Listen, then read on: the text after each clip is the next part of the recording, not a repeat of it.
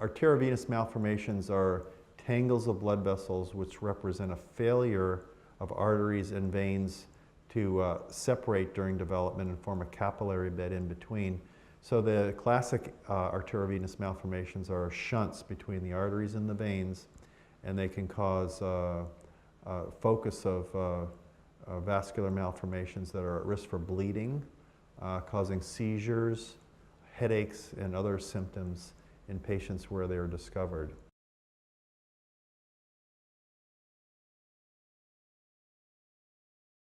Arteriovenous malformations, or AVMs as we call them, are often discovered either on routine imaging scans that are done for another reason, or they can present as bleeding in the brain. The other symptoms that they can present with are seizures or severe headaches that won't go away, or occasionally, on rare occasion, there's what's called a vascular steal phenomenon where the blood is shunted between the artery and the veins, and this can cause neurological symptoms because it deprives surrounding brain areas from adequate blood flow. So once an arteriovenous malformation is discovered, it's important to locate the exact site of the arteriovenous malformation, and this is most accurately done with an MRI, whether it's in the brain or the spinal cord, and that pinpoints the location. Now, the gold standard test to get all the information that's needed about an arteriovenous malformation is called an angiogram. And again, in the case of a brain arteriovenous malformation, this would be a cerebral angiogram. A catheter would be placed through the vessel in the leg, fed up through the arteries in the neck, and an injection of dye would be done, and a high-speed camera filming the arteriovenous malformation, and the flow of blood from the arteries into the capillaries and veins is done, and that characterizes the AVM and shows the exact location and vascular supply.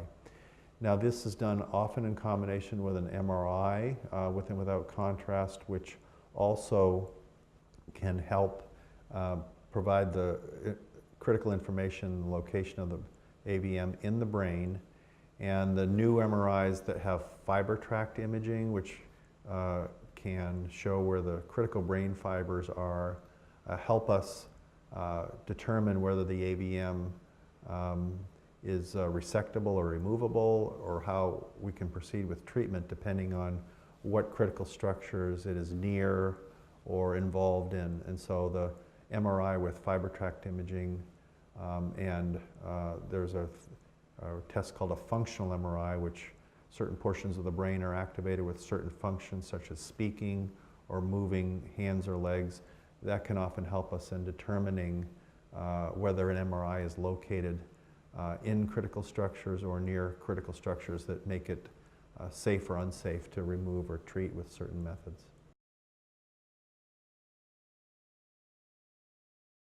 AVMs are not generally hereditary. They're sporadic. They occur, at random in different populations. There are certain rare conditions, genetic conditions that can have AVMs associated with them, but most of them occur randomly in individuals.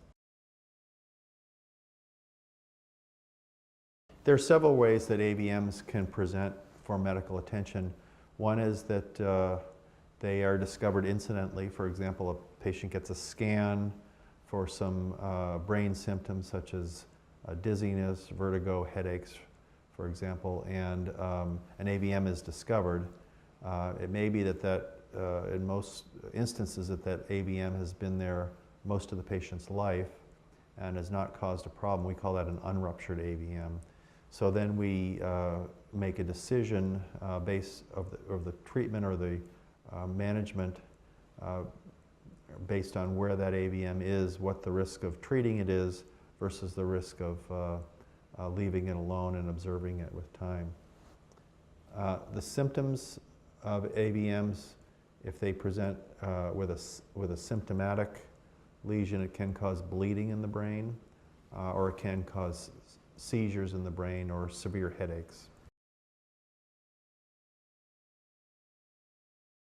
Regarding the treatment of cerebral AVMs, there are several treatment options. In other words, treatments that are effective in removing it from the circulation. That's the goal, is to restore the normal arterial and venous anatomy where there is a normal capillary bed in between, and these shunts where the arteries go right to the veins are removed to remove the risk of bleeding in the future or symptoms the patient may be having. So one way to do this in the classic way is to do open surgery where we pinpoint the location of the AVM, open the scalp and the cranium, and then go in and remove the AVM with microsurgical techniques, go around it and actually take it out of the brain.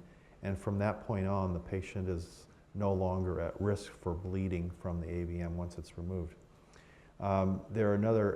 There's another adjunct to that treatment called embolization, where a catheter can be placed up into the vessel leading to the AVM, and particles can be injected into the AVM to slow down the blood flow and make it easier or safer to resect the AVM.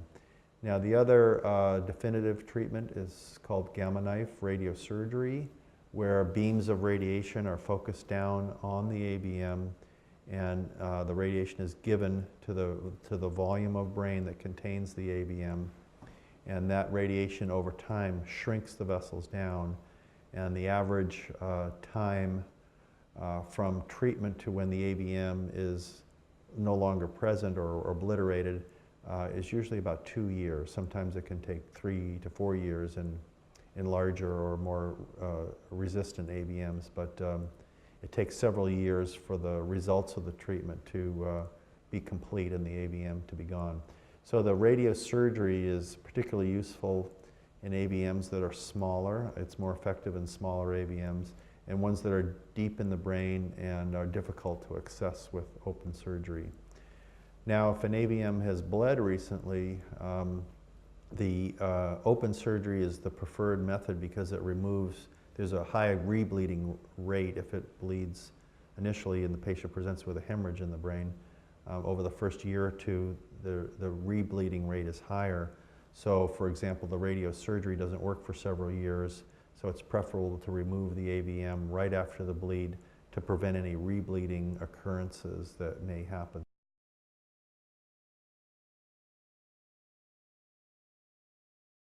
Regarding treatment for cerebral AVMs, there are no real effective medical treatments. The two definitive treatments are surgical excision and obliteration with radiosurgery, or gamma knife is the one that's classically been used.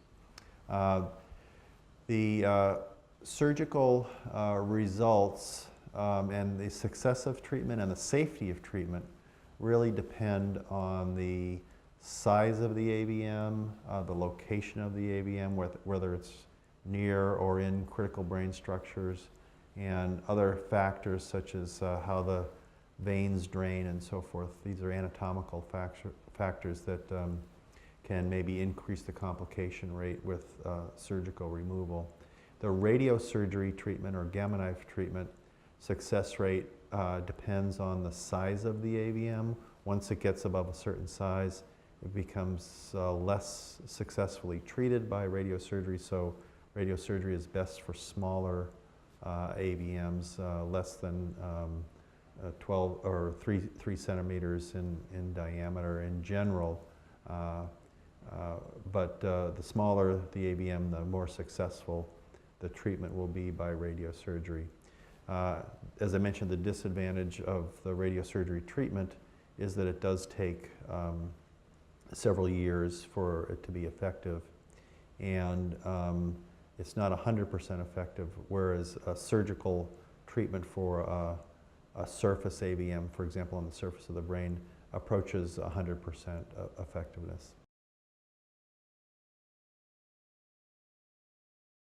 The bottom line is on arteriovenous malformations is they can be a source of significant bleeding if discovered over a patient's lifetime. So if they're discovered incidentally by a scan that's obtained for another reason, a patient should obtain the advice of a neurosurgeon, a cerebrovascular neurosurgeon, who's experienced in treating these lesions to give them the best guidance regarding the treatment choice or the opportunity to observe it with time and not engage in actively treating it if it's too high risk a lesion.